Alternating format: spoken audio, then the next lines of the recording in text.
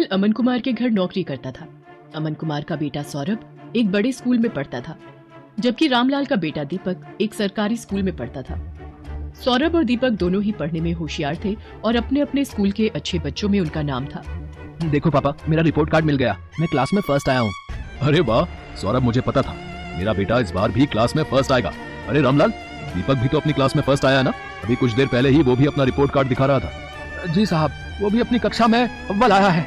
पापा, सरकारी स्कूल में पढ़कर तो कोई भी फर्स्ट आ जाता है, वहाँ की पढ़ाई तो बहुत आसान है। दीपक ने कोई बड़ा काम नहीं किया, एक छोटे से स्कूल में फर्स्ट आकर। सौरभ, ये लो लड्डू, मैं फर्स्ट आया हूँ ना तो बापू ने सबको बांटे हैं। मैं नहीं खाता ये बेकार से लड्डू। मॉम, वो चॉकलेट बादाम कहाँ हैं जो आपने सबको खिलाए हैं? मेरे पापा तुम्हारे बापू की तरह सस्ते लड्डू नहीं लाते, वो तो चॉकलेट ड्राई फ्रूट लाए हैं। और ज्यादा इतराने की जरूरत नहीं है, तुम हमारे नौकर के बेटे हो, जितनी मर्जी कोशिश कर ले तो मेरी बराबरी नहीं कर सकता। सौरभ बेटा, ऐसे नहीं बोलते, दीपक भी अच्छा बच्चा है। मॉम, मुझे दीपक एक आंख नहीं भाता, मेरे सामने पापा उसकी तारीफ करते रहते हैं, मुझे बिल्कुल अच्छा नहीं लगता।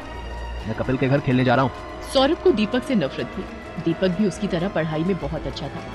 ये बात सुनकर सौरभ और गुस्से में आ जाता है। सौरभ कपिल के घर खेलने चला जाता है। क्या हुआ सौरभ, आज तू बड़ा गुस्से में है? मैं दीपक से नफरत करता हूँ।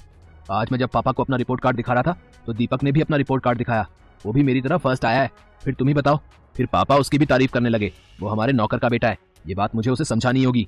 अरे तू चिंता क्यों करता है, सब ठीक हो जाएगा। अच्छा सुन, कल दोपहर में सारे दोस्त गेम में पैसे लगा रहे हैं, तू कितने लगाएगा? मेरी तरफ से 200 रुपए लगा दे। अरे तू फिर से अपनी मम्मी के बैंक अकाउंट से 200 रुपए लेगा तो तेरी मम्मी गुस्सा नहीं करेंगी? मेरे पापा बहुत रिच हैं, मेरे पास पैसों की कमी नहीं है। मेरे मम्मी पापा मुझसे कुछ नहीं कहते हैं क्योंकि मैं स्कूल में हमेशा फर्स्ट आता हूँ। सौरभ को गेम पर पैसा लगाने की आदत पड़ गई थी। वो आए दिन अपने दोस्त कपिल और बाकी दोस्तों के साथ ऑनलाइन गेम खेलता और उस पर पैसे लगाता। सौरभ पढ़ाई में अच्छा था, इसलिए उसकी मम्मी भी उसे अकाउंट से पैसे लेने के लिए कुछ नहीं कहती थी। सौरभ, तुमने मॉम के अकाउंट से आज फिर 200 रुपए निकाले हैं। पापा, वो मेरा ऑनलाइन ग्रुप गेम चल रहा है ना, तो उसी के लिए चाहिए थे। अरे मुझे पता है, सौरभ ने मुझे बता दिया था कि वो 200 रुपए ऐड कर रहा है। बेकार में गुस्सा होते रहते हो मेरे लाल पर। वो तो ठीक है संध्या, पर चलिए आप नाश्ता कीजिए, बच्चे हैं आपस में लगे रहते हैं। संध्या अमन की बातों पर ध्यान नहीं देती। सौरभ को गेम खेलने की आदत पड़ती जा रही थी, एग्जाम भी नजदीक आ रहे थे। एक दिन, सौरभ क्या बात है, आजकल लग रहा है तुम पढ़ाई पर ध्यान नहीं दे रहे हो। तुम्हारी मैम का फोन आया था, तुम 2 दिन से ट्यूशन में लेट पहुंच रहे हो। मम्मी, वो एग्जाम आ रहे हैं ना, तो मैं कपिल के घर बैठकर पढ़ाई करता हूँ। हम दोनों साथ में ही ट्यूशन जाते हैं, तो पढ़ते हुए समय का पता ही नहीं चलता। अच्छा ये बात है, तुम कपिल के घर बैठकर एक्स्ट्रा टाइम में पढ़ाई कर रहे हो, ये बहुत अच्छी बात है। उधर दीपक भी अपनी आने वाली परीक्षाओं की तैयारी कर रहा था। बापू, इस बार मुझे फिर से फर्स्ट आना है, देखना मैं खूब मेहनत करूंगा। मुझे पता है मेरे बेटे, तुम पढ़ाई में बहुत मेहनत कर रहे हो। देखना, तुम्हारा ये जोड़ा हुआ विद्याधन एक दिन तुम्हारे बहुत काम आएगा और तुम एक दिन हम सबका नाम रोशन जरूर करोगे। चलो दीपक बेटा, अब आकर ये दूध चावल खा लो, मैंने तुम्हारी पसंद के बनाए हैं। और तुम वो कहाँ जा रहे हो अपनी कक्षा के बच्चों के साथ? माँ, मैं साइंस म्यूजियम देखने जा रहा हूँ, वहाँ पर विज्ञान संबंधित बहुत से उपकरण हैं। टीचर बता रही थी हमें वहाँ जाने से बहुत कुछ सीखने को मिलेगा। अच्छा, ये तो बहुत अच्छी बात है। दीपक स्कूल के बच्चों के साथ साइंस म्यूजियम देखने जाता है। वहाँ उसे प्राइवेट स्कूल के बच्चे भी दिखाई देते हैं, जिनमें सौरभ भी होता है। सौरभ, ये तो वही लड़का है जो कई बार तेरे घर पर भी देखा है। अरे ये हमारे नौकर रामलाल का ही तो लड़का है, गरीब नौकर का बेटा है ये। हाँ, ये नौकर का बेटा है, फिर तो ये भी नौकर हुआ। सब बच्चे दीपक पर हंसने लगते हैं। दीपक घर आकर सुस्त और उदास हो जाता है। बापू, सब बच्चे मुझे नौकर का बेटा कहकर चिढ़ा रहे थे, सब बच्चे मेरे ऊपर हंस रहे थे। अरे मेरे बच्चे, तू इतनी सी बात पर बुरा मान गया? मैं तुझे तभी तो पढ़ा लिखा कर बढ़ा रहा हूँ ताकि तू पढ़ लिख कर बड़ा आदमी बन सके और पैसे कमा सके। रामलाल की बातों को सुनकर दीपक में हिम्मत आ जाती है और वो खुश हो जाता है और खूब मन लगाकर पढ़ाई करने लगता है। अगले दिन दीपक स्कूल जाता है तो उसकी टीचर उसे कक्षा में पूरे साल अच्छा करने के लिए पुरस्कार देती है। दीपक ने पूरे साल बहुत मेहनत करके अव्वल स्थान पाया है, इसलिए दीपक को स्कूल की तरफ से कक्षा में best student of the year का अवार्ड दिया जा रहा है। और मैं जानती हूँ कि फाइनल एग्जाम जो आने वाले हैं, दीपक उसमें भी फर्स्ट क्लास पास होने की पूरी कोशिश में लगा होगा। Thank you ma'am. सब बच्चे तालियां बजाकर दीपक की प्रशंसा करते हैं। घर आकर दीपक अपने बापू और माँ को सारी बात बताता है। अरे वाह, ये तो बहुत सुंदर पुरस्कार है, जीते रहो मेरे बच्चे। बापू, मैं ये पुरस्कार अमन अंकल को दिखाकर उनका आशीर्वाद लेना चाहता हूँ। ठीक है बेटा, चल तू उनका भी आशीर्वाद ले ले। संध्या, तुम्हारे बैंक अकाउंट से 1 लाख रुपए निकल गए और तुम्हें पता तक नहीं। मैं भला इतने पैसे एक साथ कहाँ खर्च करूंगी, मुझे भी कुछ समझ नहीं आ रहा ये सब कैसे हो गया। रुको, मैंने बैंक से सारी डिटेल निकलवाई है, बैंक की तरफ से ही फोन है। अमन बैंक वालों से फोन पर बात करने लगता है। रामलाल और दीपक भी वहीं खड़े थे।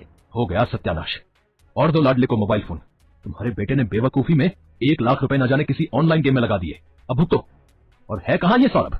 वो तो अपने दोस्त कपिल के साथ ट्यूशन गया है। मेरे फोन पर सौरभ के ट्यूशन से फोन। जी, मैं सौरभ की मम्मी बोल रही हूँ। क्या सौरभ ट्यूशन नहीं आ रहा? पर जी ठीक है, सौरभ पिछले 1 हफ्ते से ट्यूशन नहीं जा रहा। तभी सौरभ आ जाता है। क्यों सौरभ, ट्यूशन से आ गए? जी पापा। अब तुम झूठ भी बोलने लगे हो। तुमने 1 लाख रुपए किसी ऑनलाइन गेम में लगा दिए और 1 हफ्ते से ट्यूशन भी नहीं जा रहे हो। 2 दिन बाद तुम्हारे फाइनल पेपर हैं। Papa mummy, I am sorry, मैं कपिल के बहकावे में आ गया था और उसी की वजह से आज मैं स्कूल टेस्ट पेपर में भी पहली बार फेल हो गया। अरे रामलाल, तुम कब आए? और दीपक बेटा, ये तुम्हारे हाथ में क्या है? जी ये वो, आज मुझे स्कूल में बेस्ट स्टूडेंट का अवार्ड मिला, तो आपका आशीर्वाद लेने आ गया। जीते रहो बेटा, खूब तरक्की करो।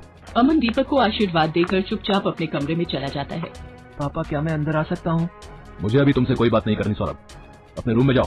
मम्मी पापा मेरे से नाराज है, वो मेरे से बात नहीं कर रहे। सौरभ, अगर तुम्हें सच में अपनी गलती का एहसास है तो अपनी गलती को सुधारो, फिर तुम्हारे पापा का गुस्सा ठंडा हो जाएगा। मुझे पता है मम्मी, मुझे क्या करना है। सौरभ ने अब कपिल और उसके दोस्तों के साथ गेम खेलना बंद कर दिया और खूब मन लगाकर पढ़ने लगा। पर 2 दिन बाद उसका मैथ्स का पेपर था। उसने ट्यूशन की बहुत छुट्टियां ले ली थी और उसका कोर्स अभी बहुत बाकी रह गया था। मम्मी मेरा बहुत सारा सिलेबस अभी रिवीजन के लिए बाकी है, मैं कैसे कर पाऊंगा? कुछ सवाल तो मुझे समझ भी नहीं आ रहे। सौरभ, तुम एक काम क्यों नहीं करते?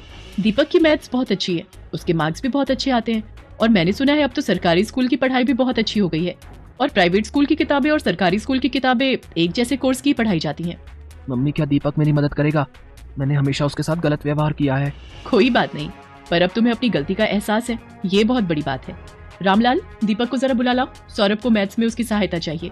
हाँ हाँ मालकिन, मैं अभी बुला लाता हूँ। सौरभ दीपक की सहायता से मैथ्स के पेपर की तैयारी करता है और बाकी सभी विषयों में भी सौरभ अब दीपक के साथ ही पढ़ने लगा। सौरभ भी दीपक की तरह अपने स्कूल में फर्स्ट आता है। सौरभ, तुम्हारा रिजल्ट देखकर मैं आज बहुत खुश हूँ। पापा ये सब दीपक की वजह से ही हुआ है, इसने मेरी एग्जाम के दिनों में बहुत हेल्प की। थैंक यू दीपक। रामलाल, तुम्हारा बेटा दीपक बहुत होनहार है, देखना ये एक दिन जरूर बड़ा आदमी बनेगा। अमन अंकल, एक दिन मैं भी आपकी तरह ही बड़ा बिजनेसमैन बनूंगा। दीपक की बातों को सुनकर रामलाल की आंखों में खुशी के आंसू आ जाते हैं।